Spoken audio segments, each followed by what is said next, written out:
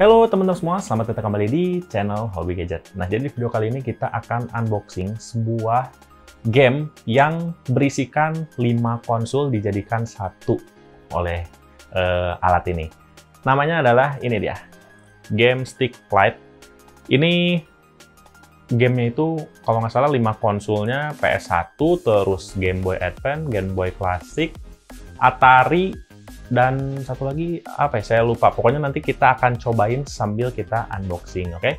Dan ini isinya itu ada 3.500 game yang mungkin kita nggak akan mainin semua ya. Bahkan mungkin akan kita ganti karena kayaknya ini bisa untuk mengisi game yang lain juga ya.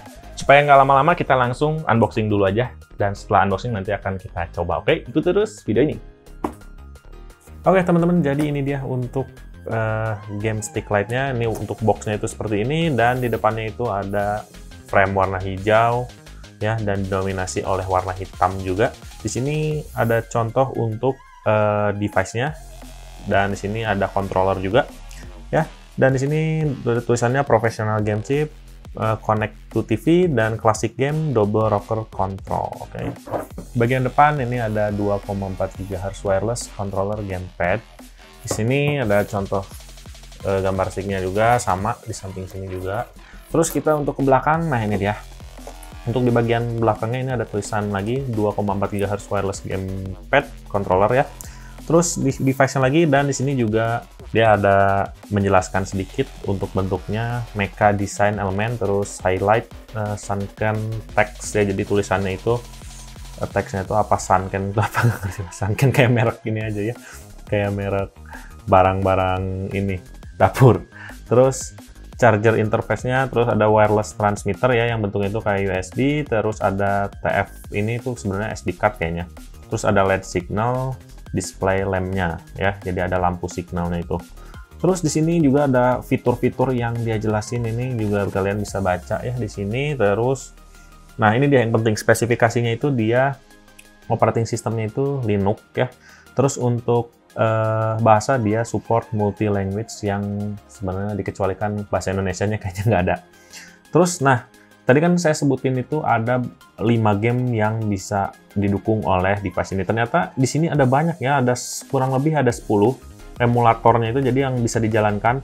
Mame itu modelnya kayak dingdong kali ya, kalau misalkan itu ya. Kalau misalkan saya salah-salah mohon dikoreksi, oke?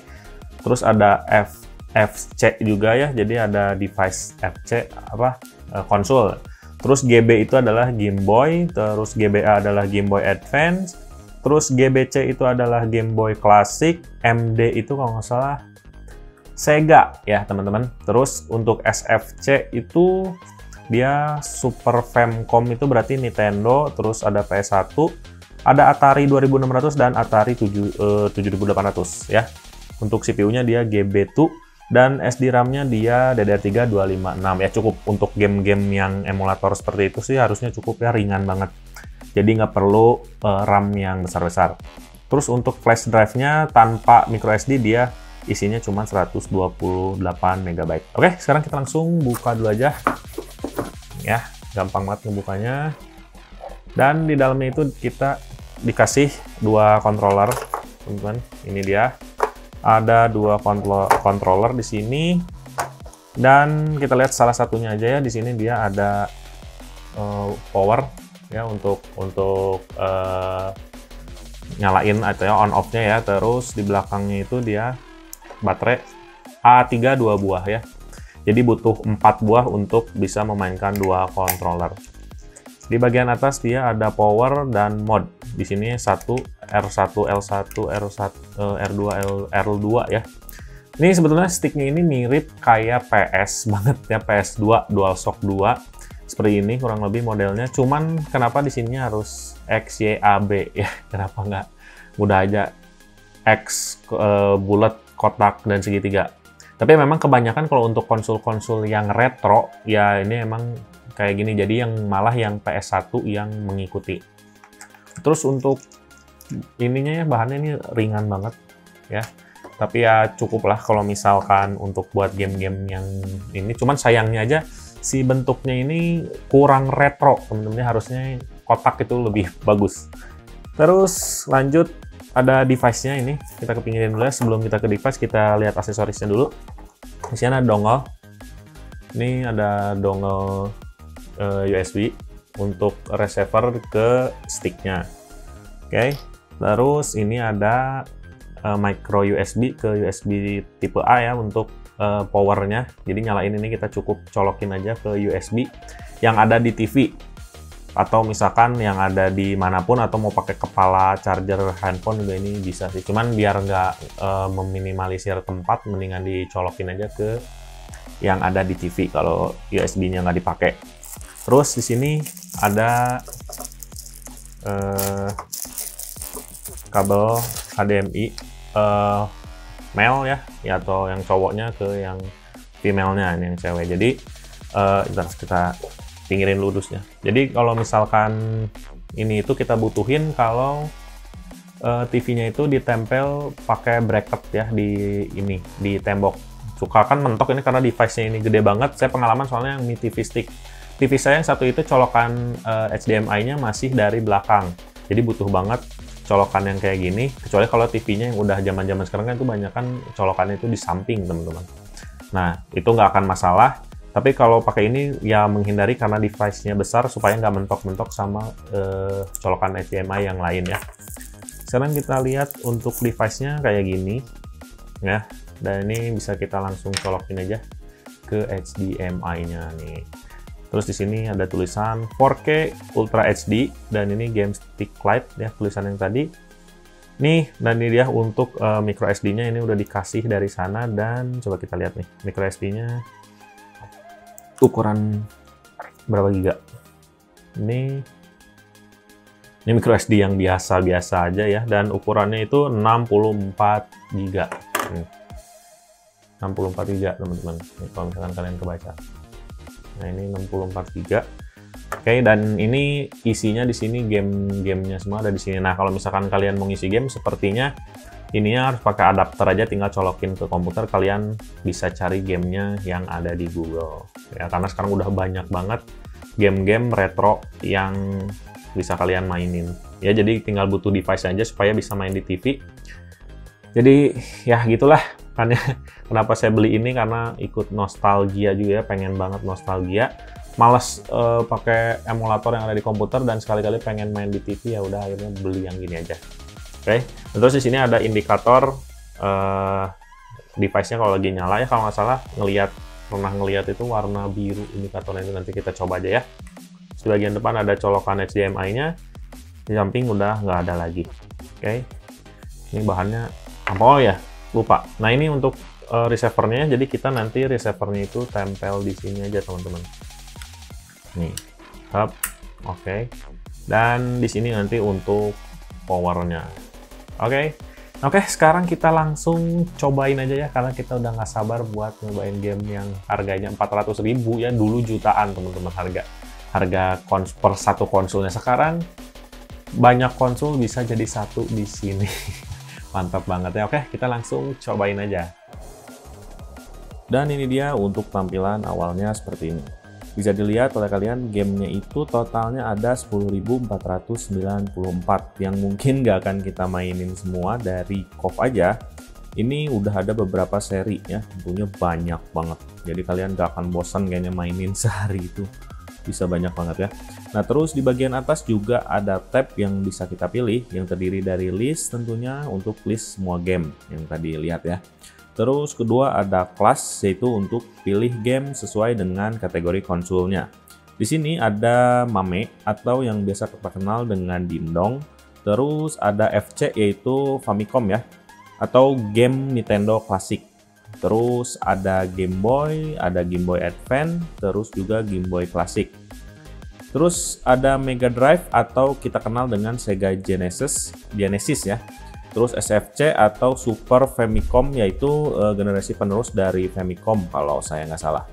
Terus ada PS1 atau biasa kita kenal ya PlayStation 1, dan yang terakhir ada Atari. Terus yang ketiga ada tab History, yang dimana kalau kita untuk main game, terus kita mau nerusin game tersebut dan malas cari lagi gamenya karena banyak banget, langsung aja ke tab History. Ya nanti jadi langsung ada pilihan game yang tadi kita mainin. Terus keempat ada tab collection dan yang terakhir ada tab search buat search game berdasarkan namanya. Nah, untuk masuk ke menu setting, di stick kita cukup pencet tombol select. Nanti di situ ada pilihan untuk mengganti bahasa dan ternyata ada bahasa Indonesianya juga. Kirain nggak ada ya bahasa Indonesia itu. Terus ada key tone atau buat ganti suara yang jadi suara menunya itu bisa diganti-ganti sesuai keinginan kalian ya. Ada juga view local file yang berfungsi buat lihat folder. Tentunya folder game di sini ada lumayan banyak folder. Dan untuk tambah game ya, tentunya ada folder sendiri di mana game tersebut dimasukin ke kategori game yang sesuai dengan nama konsolnya. Kebetulan saya tambah game Super Mario Advance 2, 3, dan 4 yang tadinya nggak ada ya. Dan karena itu game Game Boy, jadi kita masukinnya itu ke folder GBA. Tapi ingat, untuk masukin game tersebut kita butuh card reader sama komputer. Dan terlebih lagi cari gamenya dulu di Google. Kalau misalkan kurang jelas ada tutorialnya di YouTube. Kebetulan saya juga ngikutin tutorial di YouTube ya, jadi kalian bisa cari aja. Terus yang terakhir ada factory reset, system information, dan ada exit setting juga. Oke, nggak usah lama-lama, kita langsung coba aja main gamenya. Untuk yang pertama di tes itu saya main game KOF Special Edition karena ya yang mana aja lah ya buat ngetes ini. Untuk gambar, ya standar aja game pada zamannya lah ya, walaupun game Sticklight ini mendukung 4K, tapi gamenya nggak akan bisa sampai 4K. Cuma ya nggak burik-burik amat lah, masih lebih bagus dan bisa dinikmati. Ini tentunya kayaknya ada settingan yang membuat gambarnya itu nggak pecah ya, jauh lebih enak lah buat di mata. Terus lanjut untuk kalau misalkan kalian udah bosen nih main game dan mau ganti gamenya, gak usah di restart kayak game konsol zaman dulu ya. Tentunya kalian tinggal tekan tombol mode aja yang ada di stick, terus pilih quit game, dan kalian nanti langsung balik lagi ke menu list game tersebut. Ganti ke game yang kedua, saya nyobain main game Super Mario Advance yang tadinya nggak ada ya, saya masukin sendiri. Dan untuk game Mario ini dan KOF yang tadi saya lihat hasilnya sih lancar-lancar aja, nggak ada masalah, nggak ada nge-lag atau apapun sama sekali.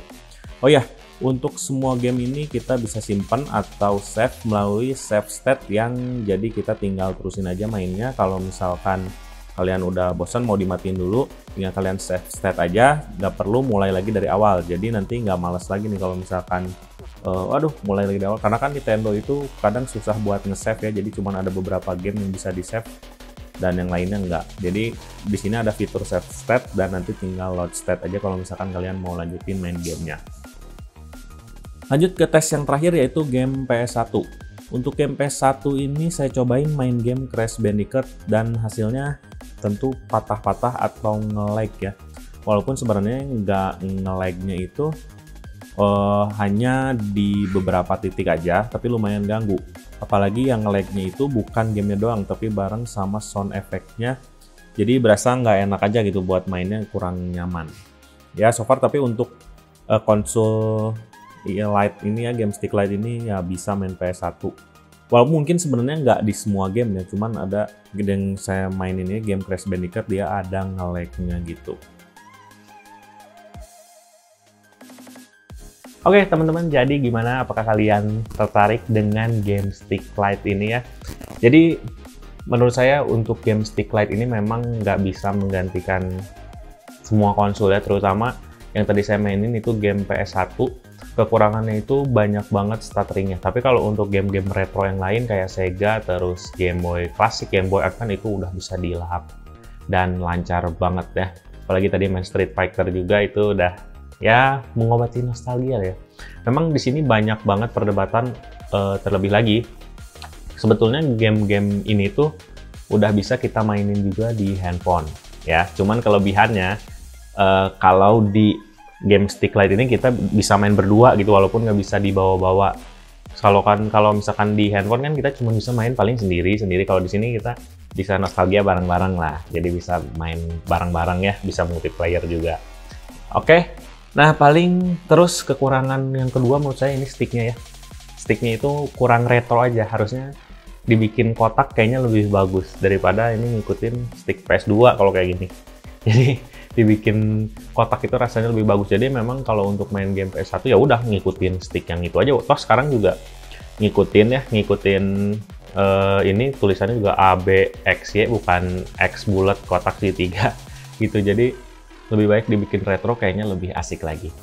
Nah terus untuk yang ketiga, memang untuk tombol buttonnya itu karena di Nintendo terus Sega terus game tadi apa ya yang arcade itu lebih banyak si A-nya itu, tombol A-nya itu sebetulnya ada di B, teman-teman. Jadi kalau misalkan kalian yang sudah hafal, itu posisi A-nya itu di sini. Kayak misalkan kalian punya Nintendo, itu tombol A-nya itu ada di sini, sedangkan tombol B-nya ada di sini. Jadi sebanyak terbaliknya kalau misalkan di game-game yang retro. Tapi nggak masalah, yang penting kalian bisa inget aja main ininya ya. Jadi kalau udah inget sih, tentunya nggak akan fokus ke sini ya.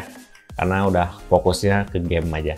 Oke teman-teman, jadi paling segitu dulu aja video dari saya. Mudah-mudahan bermanfaat bagi kalian. Terima kasih banyak yang sudah menonton. Sampai jumpa di video berikutnya.